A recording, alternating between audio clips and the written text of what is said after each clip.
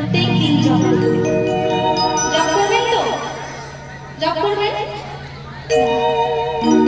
শ্রী মহাপ্রভু আমাদেরকে তিনি শুধু নিজে আনন্দ করবেন, নিজে লীলা করবেন, তার জন্য কিন্তু তিনি আসেন। আমাদের এই জগতের প্রত্যেকটি জীবকে তিনি আনন্দ দিতে এসেছেন।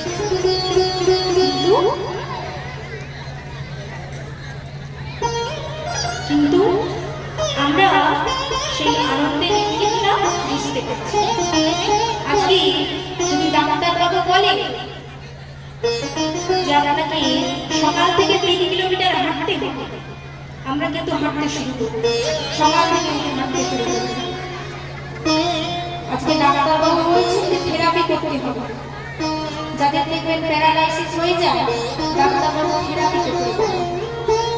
কিন্তু মহাপ্রভু অনেক আগে আমাদেরকে বলেছেন, 10 পাঁচে মিলি আপন দ্বারেতে বসিয়া কীর্তন করব সবে হাতে তাহাতে। মহাপ্রভু যখন বলছে আমরা ভাবছি না না না, এর সঙ্গে বিজ্ঞানের কি যুক্তি আছে? বিজ্ঞানের যুক্তি না থাকলে আমাদের মেনে নিতে বড় কষ্ট হয়, তাই না? মহাপ্রভু অনেক আগে বলে গেছে যে সকালে উঠে, ভোরবেলায় উঠে নগর সংকীর্তন করবে।